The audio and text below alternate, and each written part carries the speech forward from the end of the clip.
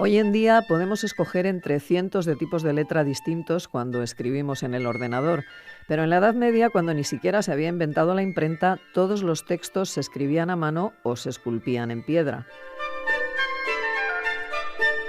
A lo largo de los siglos se fueron usando distintos tipos de escritura y para hablarnos de esa evolución contamos con la ayuda de José Miguel López Villalba, que es catedrático de Paleografía y Diplomática en la Facultad de Geografía e Historia de la UNED.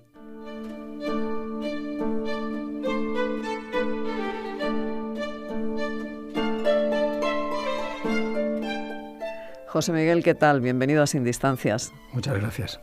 Bueno, nuestra escritura sabemos que proviene del mundo latino, pero ¿qué evolución hubo hasta tener en la península ibérica una escritura propia? Bueno, para contestar esa pregunta había que retrotraernos en el tiempo, puesto que venimos del mundo latino, habría que buscar los orígenes de la escritura latina. Sin hacer hincapié en detalles que nos podrían agotar el tiempo, diremos que los ciclos de la escritura latina son tres. Uno, la antigua escritura romana, que sería desde el siglo VII, VI antes de Cristo hasta el siglo V después de Cristo, la escritura uncial y semiuncial, que andaría desde el siglo IV al siglo IX después de Cristo, y luego la nueva romana desde el siglo III después de Cristo. Como vemos, estas escrituras, algunos siglos se han solapado, y es que las escrituras a veces convivían, es decir, porque cada escritura se podía utilizar para una cosa. La antigua escritura romana se subdivide en cuatro, iré muy rápido. La escritura arcaica, que es lapidaria, se llama así cuando se hace sobre materiales duros, y los ejemplos más antiguos que tenemos son el lápiz níger, que es un cubo, un cipo, que hay en el foro, que nadie va a verlo, pero es el primer ejemplo que tenemos de escritura latina en el mundo, y además es el primer ejemplo de escritura medioambiental, de defensa, porque dice su primera frase: quien quiera que violase esta arboleda sea maldito. Es una frase muy interesante. Y luego está la fíbula paraernestina, es decir, lo que es una fíbula para sujetar una toga, que solamente tiene una frase muy pequeñita que dice manius me fecit numerio. Manius me hizo para numerio. Luego está la escritura rústica, que no es que la hicieran personas poco preparadas, sino que es una escritura que se hace sin artificio. La escritura cuadrada o elegante, contraria que la otra, es muy artificiosa, el módulo de las letras es muy medido, y finalmente la escritura cursiva. Lo cursivo viene del latín currere. Siempre que hablamos de cursividad, hablamos de correr, hablamos de descuido. Luego está la uncial y semiuncial, que es la primera vez que se distingue entre mayúsculas y minúsculas, y luego la nueva romana, que es muy interesante porque nace en el siglo III después de Cristo y llega hasta nuestros días. La escritura que nosotros hacemos hoy desciende, evidentemente, de la escritura nueva romana. Pero ¿qué pasa cuando el mundo romano se viene abajo, lo que llamamos la Romania, es decir, ese conjunto intelectual, académico, económico, militar, político? ¿Qué pasa? Pues que los pueblos que han invadido el Imperio Romano, que han cruzado los ríos, el Rin, el Elba, todos esos pueblos absorben la escritura romana. Pero ellos también traían, algunos más, otros menos, rasgos gráficos que les servían para comunicarse. Entonces van surgiendo nuevas escrituras. Por ejemplo, surge la merovingia en la zona de las Galias, surge la longobarda en el norte de Italia, la beneventana en el sur de Italia, o la insular en la Britania y en Irlanda. Al sur de Francia y en la zona norte de la península surge la escritura visigótica. Bueno, ¿y esta escritura visigótica fue la propia del reino visigótico o no tiene nada que ver? Bueno, lo primero que tendríamos que hacer, como ves, siempre nos vamos un poquito hacia adelante, es ver qué tipo de escritura había antes de la llegada de los árabes. Tú me has preguntado por los visigodos, por la escritura visigótica, pero es que los primeros ejemplos coinciden con la llegada de los árabes a principios del siglo VIII. ¿Pero qué había antes de los árabes? Pues teníamos dos tipos de escritura en Hispania. Teníamos las escrituras prerromanas, que no habían perdurado, pero que es interesante decirlo, que se dividían en tres: indígenas, importadas y mixtas. Las indígenas eran ibérica, bastulo-turdetana, meridional y del sudeste. Luego las importadas eran las fenicio-griegas y las mixtas eran la libio-fenicia, la tartésica y la greco-ibérica. Es decir, la península ibérica estaba bien surtida, sobre todo las zonas de Levante, por la invasión o por el comercio, ¿no? Casi todos lo que hoy son considerados grandes centros de ocio, con esas playas, eran las playas del comercio, ¿no? Tanto en la zona de Málaga, Alicante, Murcia, etc. Y luego estaban las escrituras romanas que habían tenido los mismos pasos de los ciclos clásicos. ¿Qué sucede? Que los visigodos, la escritura visigoda es la del reino visigodo, pero no del reino visigodo de Tolosa, sino del reino visigodo de Hispania, porque los primeros ejemplos que tenemos ya son del siglo VIII. ¿Por qué entonces se dice escritura visigótica, si no pertenece nada más que a la segunda parte del reino visigodo? Porque se lo puso Mabillón. Jean Mabillon es uno de los inventores, por decirlo así, de los creadores de la paleografía como ciencia. Y como no tenía qué nombre poner, porque él se dedicó a ponerle nombre a todo, pues dijo el más sencillo. ¿Que la hacían los visigodos? Pues visigótica. ¿Qué sucede? Que con el tiempo, otros estudiosos, como don Manuel Gómez Moreno, le puso toledana o mozárabe. Es decir, ha tenido muchos nombres, pero nos hemos quedado con esa. Esta escritura, en la península ibérica, tuvo un desarrollo que llevó dos vías. La vía redonda, es decir, sobre todo para hacer códices, porque hay que distinguir siempre dos escrituras para dos objetivos. El objetivo de los libros y el objetivo de los documentos. No es lo mismo un libro que va a ser para una escritura repetida, que va a permanecer en el tiempo, que un documento que es algo más urgente, más rápido, que se hace para una cosa muy puntual. Pues bien, hubo muchas variantes regionales en la escritura visigótica, hubo variantes gallegas, asturianas, leonesas, de la marca hispánica, etc. Pero nosotros nos quedaremos con lo de Castilla porque nos interesa más, porque quizás es donde mejor se asentó. Y tenemos que hay una escritura antes de que sea reino, con grandes influencias de la escritura asturleonesa, y que una vez que los condes independientes dejan de querer ser condes y de depender de nadie y quieren ser reino en 1035, hay un giro desde 1035 al siglo XII. Y vemos dos tipos de escrituras que nos llaman la atención. La escritura de códices, que de dónde sale, lógicamente de los grandes monasterios, ¿no? De Cardeña, de Valeránica, de Silos, de San Millán de la Cogolla, de Albelda. Todos esos hacían códices como locos porque realmente eran los encargos que ellos recibían, vivían de eso. Y luego están las escrituras de documentos. Si vamos a los siglos VIII y IX, documento particular no queda nada. Solo tenemos los famosos diplomas del rey Silo, del 775, y luego ya en el siglo IX tenemos dos documentos nada más. Uno de Ordoño I en 860 y otro en 875 de Alfonso III. Es decir, muy poca documentación.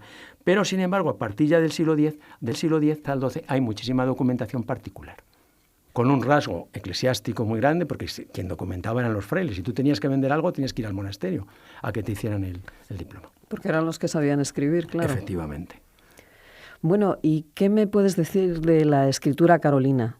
Que tengo entendido que se considera la primera escritura europea, ¿no? Bueno, podríamos decir que ahí en ese aserto que has dicho hay una verdad y una irregularidad pequeñita. Podríamos decir que sí que es una gran escritura europea, es la gran escritura europea, pero no es la primera. Porque en el fondo la escritura carolina no es sino la escritura romana del siglo III cambiada. ¿Por qué se llama Carolina? Veamos primero el nombre. Pues porque se debe a Carlomagno. Todo el mundo dice, Carlomagno inventó la escritura. No, Carlomagno lo que generó a su alrededor fue un mundo cultural extraordinario. Era un hombre muy inteligente, tenía un imperio en sus manos y se dio cuenta de una cosa, de que cada uno de su imperio hablaba diferente. Eso no le importaba tanto porque había una lengua común que era el latín. Pero que escribieran diferente le volvía loco porque su administración entonces no gestionaba con la rapidez que hay que gestionar un imperio. Y entonces dijo, creemos una escritura. Y alguien dijo, pero si la tenemos ya, olvidémonos de todas estas variantes malas, con todos mis respetos, y volvamos a la escritura. Y se genera la escritura carolina. ¿Por qué? Porque tiene centros de cultura importantísimos, San Martín de Tours, tiene personas que le rodean de una altura intelectual y académica brutal, Alcuino de York, Pedro de Padua, Paulo Diácono, y luego la Academia Palatina. La Academia Palatina es una especie de manufactura que va generando personas muy cultas que se van trasladando al resto del imperio. La difusión fue de tal calibre que conociéndose los primeros ejemplos en el siglo VIII, en el siglo IX ni en Francia, ni en Italia, ni en Suiza, ni en Alemania escribía nadie que no fuera escritura carolina. Aquí tardó más en llegar. ¿Cómo fue esa llegada a la península ibérica? ¿Fue por asalto al dominio de la letra visigótica que había entonces aquí o fue ocupando su espacio poco a poco? Pues yo diría que hubo de las dos cosas. Muy bien planteada la pregunta. Hubo de las dos cosas. Una, el asalto en la marca hispánica, es decir, donde estarían los condados catalanes, Barcelona, Gerona, Besalú, Urgel, Cerdaña, porque toda esa zona la invadieron los francos y la consideraron parte del imperio carolingio. Entonces, claro, ¿qué pasó? Que inmediatamente vinieron sus administradores, y esos administradores escribían y trabajaban documentalmente al estilo del imperio. Y claro, unificaron todo eso. Sin embargo, como en Castilla y León no hubo unificación, o sea, invasión militar, ellos siguieron a su ritmo.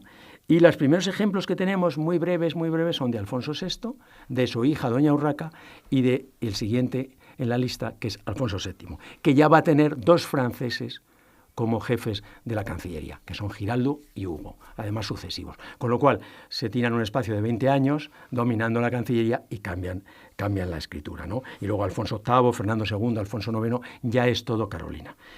Lo que sí también hay que plantear es que los documentos privados se resistieron al cambio. La corte y los nobles, pero sobre todo la corte, hacía escritura carolina. La gente particular seguía yendo al convento. ¿Y qué hacían en el convento? Indudablemente, lo que estaban haciendo en el convento era eso. También hay otra cuestión, aparte de la cuestión real y de los grandes escribanos que llegaron a acceder a las secretarías cancillerescas regias, la invasión de francos que hubo, invasión pacífica, en el Camino de Santiago.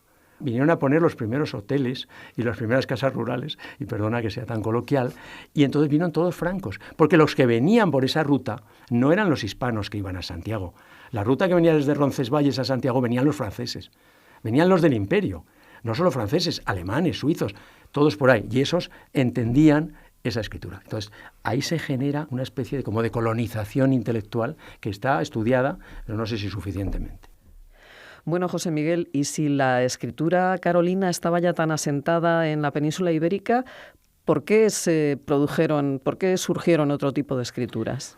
Pues efectivamente les surge la escritura gótica por dos cuestiones. La primera, la secularización de la cultura y las universidades. Es decir, la gente empieza a leer, la gente necesita libros y los libros pasan a ser dominio de los seglares. Ya no se hacen los libros en los monasterios, porque se necesitan miles de libros. Piensa que tanto en Bolonia se crea la universidad en 1158, en París 1215, hay 10.000 estudiantes en cada una de estas ciudades, gente que demanda libros, porque entonces no había apuntes, no había tablet, libros.